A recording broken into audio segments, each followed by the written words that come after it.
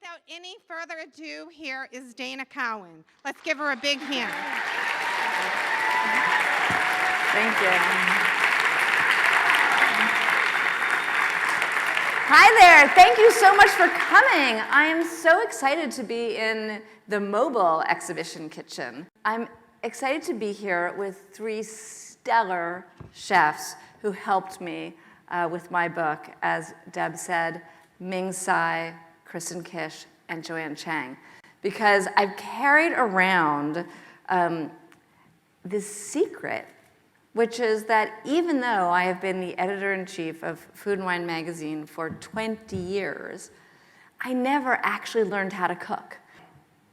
I decided that I had enough confidence in myself and in the readers, that the readers were not going to say, I don't want to read this magazine anymore, she doesn't know how to cook. And I wasn't so worried that the chefs were going to say, I don't want to be in the magazine anymore, she doesn't know how to cook, that I decided instead of humiliating myself in front of a small class of people, I would humiliate myself in front of a large class of people and do a cookbook. And you can read it, but tonight what's super incredibly special is that we get to do some of this in person. I didn't have problems with the sauce, so you couldn't, you want to just whip together this. First problem, she wasn't Chinese. That part I never messed up, ever. And you add water. And I add some water, thank you. Why do you add water?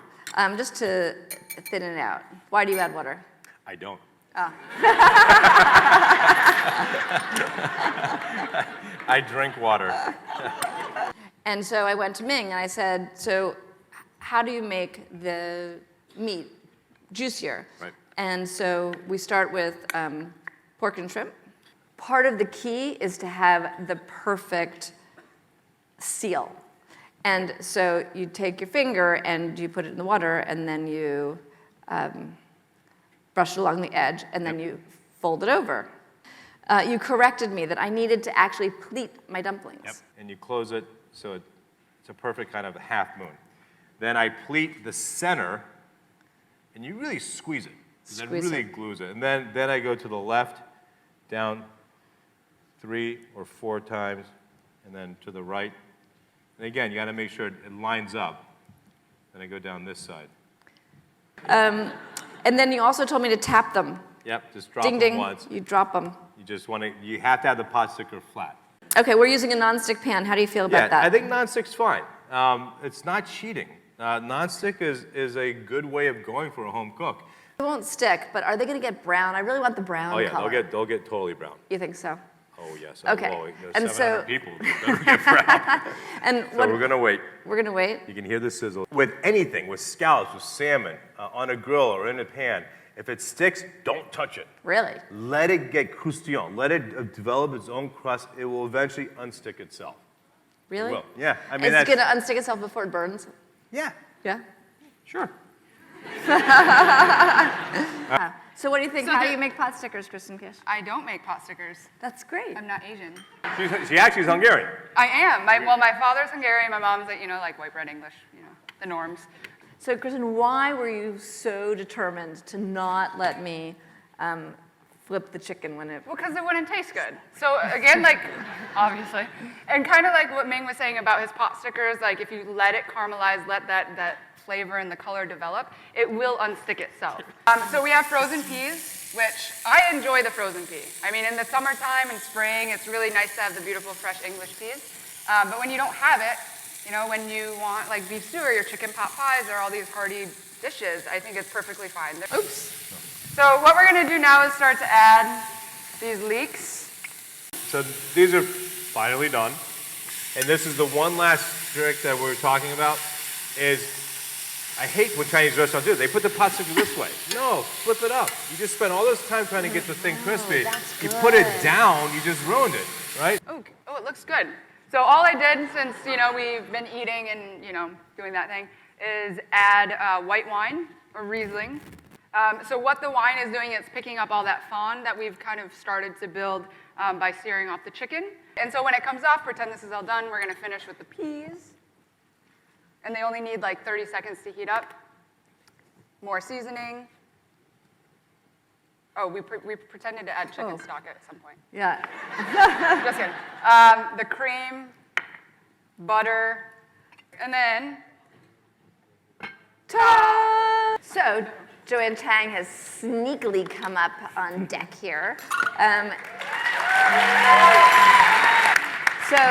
Joanne's helping make biscuits. I really want to have fluffy biscuits. Like my whole goal is to have the tall biscuits that are like warm and flaky and just, melt in your mouth.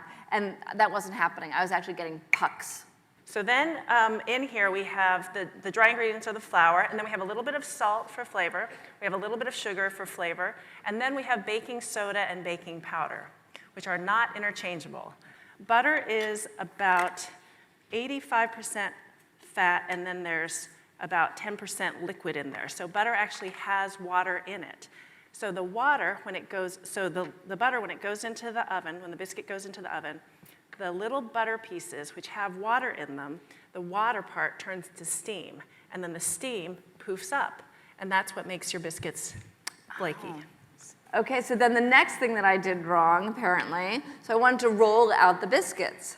So rather than roll back and forth, you want to start in the middle and then roll out, and then pick up your rolling pin, start back in the middle, and then roll back. And that way you're going to roll it out, but manipulate it as little as possible. So what you want to do is take your cutter and then put it on top and then just go straight down and straight up. And you get a clean cut, and then when it goes into the oven, it rises up nice and high. The biscuit with the cracked pepper on top. So thank you, Joanne. You're welcome. So if I wanted to make pot stickers, but like I wanted to make them vegetarian, what kind of vegetables would I use that would taste good? Beef.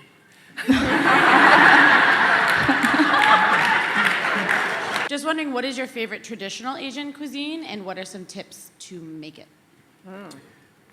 The best Asian cuisine is Chinese.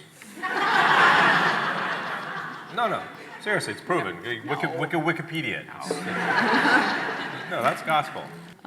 Since the book is Mastering My Mistakes, what's the worst mistake you've made that you want to admit to? I had a butterflied lamb, and I had it in the broiler, and I walked away to change my son's diaper, and the oven caught on fire.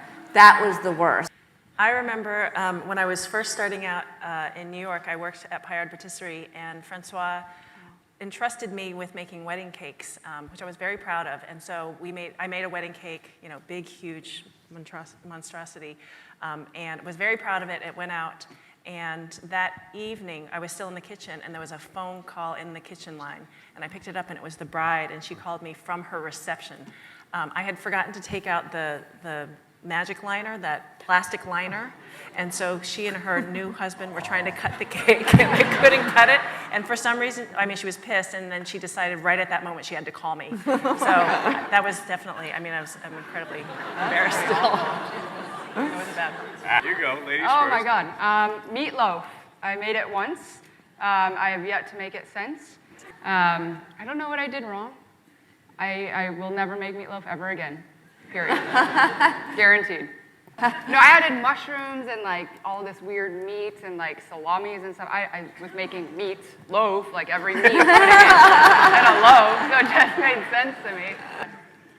I was at Fauchon in Paris with Pierre Hermé, who's really still one of the best pastry chefs in the world. Master of sugar blowing, right? So he could blow anything. And so he was commissioned to build a 4-foot Mickey Mouse. And he could do anything. He did a perfect Mickey Mouse to be put in the window. So he blew this thing. It took him about a week to do. It's in the back room to dry, because you want it to dry before you put it in the window. And I don't know what possessed me, but I'm like, hey, what if I touch the dunk? I touched the belly, and there is my thumbprint. Yeah, that was the stupidest thing ever. He never caught it. It got in the window, and then he never saw it again, thank God. That's a perfect note on which to end. I want to thank all of you so much for coming. I want to thank Northeastern so much for... Yeah.